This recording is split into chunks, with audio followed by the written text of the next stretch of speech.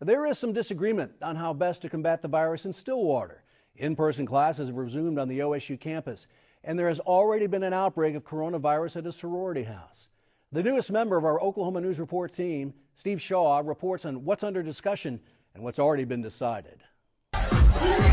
Social media bursts like this last weekend of Stillwater's bar scene had the Stillwater City Council Monday seeing Barry Switzer red. At the end of the day, people have to make good decisions. They have to recognize the danger of the situation that we're in. This is a novel virus. We still do not have a good understanding of how it affects people in the long term.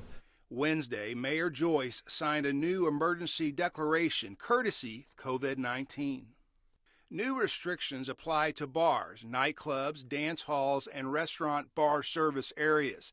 Tables and chairs shall be positioned in a manner to permit a 6-foot minimum distance between groups of bar patrons. The maximum capacity of a bar shall be the lesser of 50% of what the fire marshal says.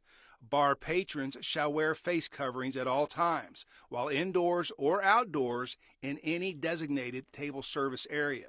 They may remove face coverings only while seated at a table to consume beverages or food. Bar owners Monday defended their attempts to make young patrons socially distance. I want to ask all of you here today to not make a drastic political move based on the power of social media. I'm speaking for everybody in this community that has poured their heart and soul into their local businesses, that fear that the state and city level could change their life in one emergency shutdown.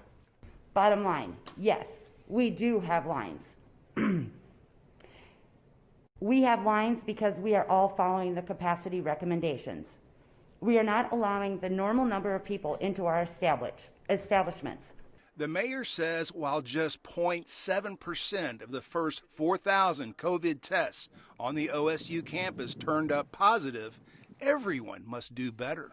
We're going to take the measures we can take. We're going to do the things we can do to try to mitigate the effects of those decisions. But if people choose to be dumb, and if people choose to put their health and the health of their community at risk, they're going to have a negative impact. Also Monday, Stillwater's popular McKnight Performing Arts Center, which just opened last year, announced most upcoming performances are postponed till next year.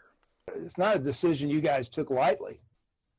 No, it was certainly not an easy decision to make. You know, it's paramount to us, of course, to keep our patrons safe, our employees safe, and certainly our performing artists safe. So this is something that we agonized over for a number of months, but we came to the conclusion that this was absolutely the right thing to do. The last show held at the McKnight Center was March 5th, the Broadway tour of An American in Paris. Executive Director Mark Blakeman says the few events that will go on will drastically change. They are happening in our performance hall, which is our large theater.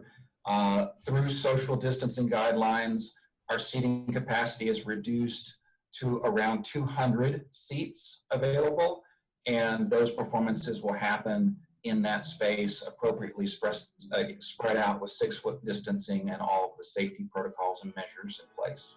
Steve Shaw, the Oklahoma News Report.